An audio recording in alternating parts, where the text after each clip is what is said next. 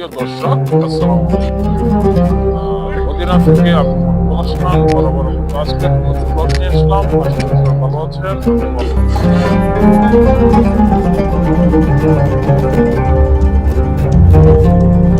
মসজিদে নববী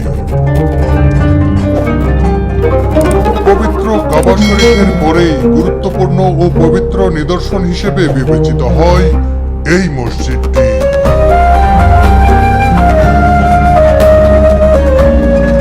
ধর্মমতে এই মসজিদে নিবিষ্ট মনে 1 রাকাত নামাজ পড়লে 50,000 রাকাত নামাজের সওয়াব পাওয়া যায়।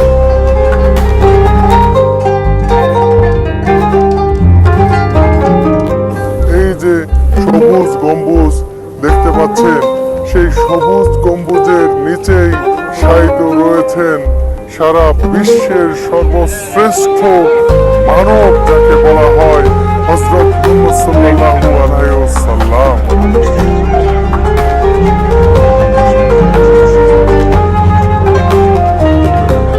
পবিত্র এই মসজিদের ধর্মীয় গুরুত্ব বিবেচনায় ও প্রিয় নবীজির রওজা মোবারক নিজ চোখে একবার দেখতে এই মসজিদে ছুটে আসেন ধর্মপ্রাণ মুসলিমরা। সৌদি আরব ভ্রমণের শুরুতেই আমি চলে এসেছি পবিত্র এই মসজিদের নিদর্শনগুলো দেখতে, ইতিহাস সম্পর্কে জানতে আর তা আপনাদের সামনে তুলে ধরতে।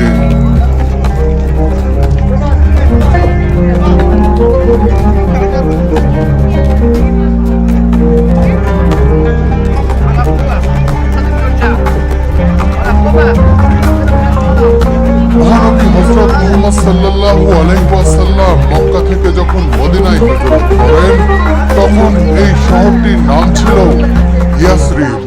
আগমনের পরপরই ইয়াসরিব নামটি পরিবর্তন করে তিনি মদিনা নামকরণ করেন।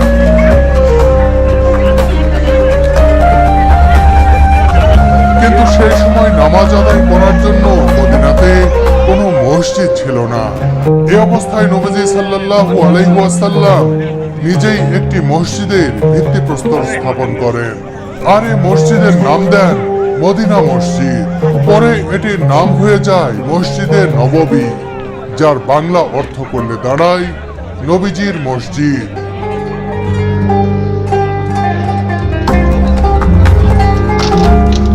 প্রথমে মসজিদটি নির্মাণ করতে সময় লেগেছিল প্রায় 7 মাস, অর্থাৎ 622 খ্রিস্টাব্দের সেপ্টেম্বরে শুরু হয়ে 623 খ্রিস্টাব্দের মাঝামাঝি সময় পর্যন্ত প্রায় 7 মাস ব্যাপী প্রথম মদিনা মসজিদের নির্মাণ কাজের সময় ধরা হয়।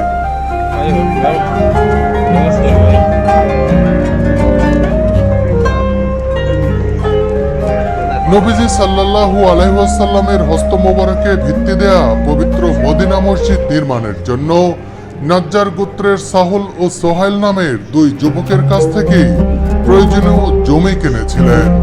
এই জমির ক্ষুদ্র অংশে নবীজি সাল্লাল্লাহু আলাইহি ওয়াসাল্লাম বাসস্থান নির্মাণ করে বাকি পুরো অংশেই মসজিদ নির্মাণ শুরু করেন।